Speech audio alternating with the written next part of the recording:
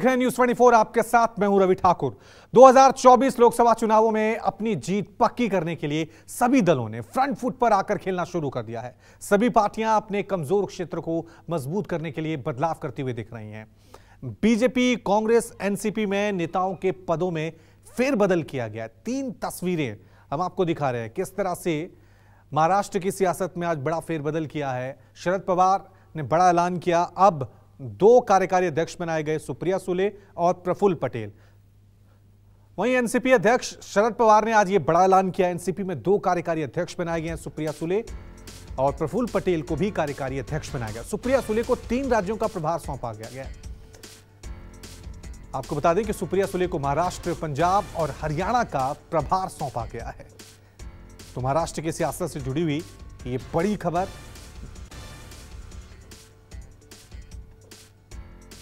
प्रफुल्ल पटेल, आज उनके सामने हम राष्ट्रवादी कांग्रेस पार्टी के वर्किंग प्रेसिडेंट की जिम्मेदारी उनके कंधे पर दे रहे हैं और साथ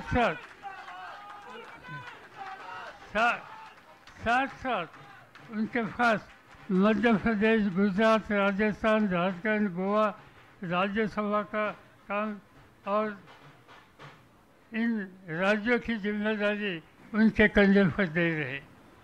दूसरी जिम्मेदारी सुप्रिया सुले, पार्लियामेंट के सदस्य, उनको भी हम वर्किंग प्रेसिडेंट का अनाउंसमेंट करते हैं और उनके साथ महाराष्ट्र, हरियाणा, पंजाब, महिला, युवती एंड लोकसभा का कोऑर्डिनेशन, ये काम उनके ऊपर रखते हैं।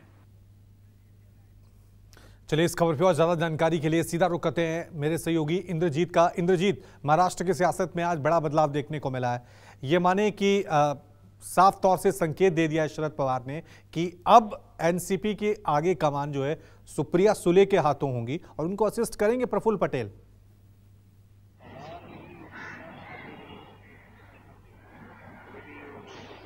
जी बिल्कुल इसी तरह का संकेत है और इसका रिएक्शन भी आने लगा है। देखिए कि बीजेपी की तरफ से अभी महाराष्ट्र बीजेपी की तरफ से रिएक्शन आया है। उनके प्रवक्ता ने कहा है कि अजित पवार के साथ अन्याय हुआ है, जैसा कि सभी लोग कह रहे थे, और उसी तरह की बातें अब बीजेपी की तरफ से आने लगी है। क्योंकि ये जो बड़ा फेरबदल हुआ है उसमें देखिए कि प्रफुल्ल पटेल को कार्यकारी अध्यक्ष बनाया गया है, इसके अलावा सुप्रिया सुले को कार्यकारी अध्यक्ष बनाया गया है और दोनों को ही बड़ी जिम्मेदारियां दी गई है। प्रफुल्ल पटेल के पास 4-5 राज्यों का प्रभार दिया गया है, इसके अलावा सुप्रिया सुले को 3 राज्यों का प्रभार दिया गया है।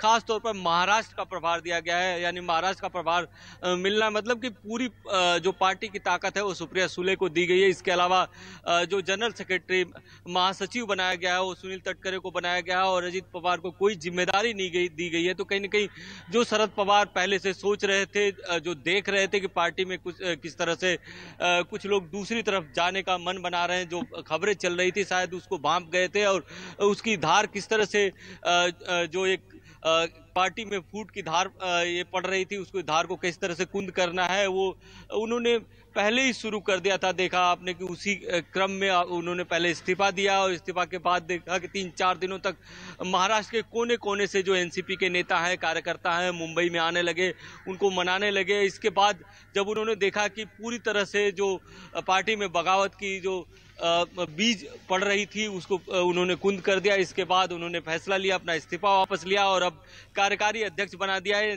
जिस तरह से वो पार्टी को जहां ले जाना चाहते थे, अपनी बेटी को जिस तरह से कमान सौंपना चाहते थे, उन्होंने अपनी कमान सौंप दी है और एक तरह से उनके सहयोगी के तौर पर, हालांकि देखा जाए पोस्ट वाइज देखा जाए तो दोनों लोग पैरेलल हैं, लेकिन कहीं न कहीं उनको अपनी बेटी को एस्टैब्लिश करना था और एक पैरेलल बैलेंस भी बनाना था, क्योंकि प्रफुल्ल पटेल पार्टी के सबसे वरिष्ठ नेताओं में गिने जाते हैं और उनकी सभी लोग इज्जत करते हैं। तो यही कारण है कि दोनों को कार्यकारी अध्यक्ष बनाया गया है और अब आगे का रास्ता जो सुप्रिया सुले का है वो पूरी तरह से साफ है, क्योंकि महाराष्ट्र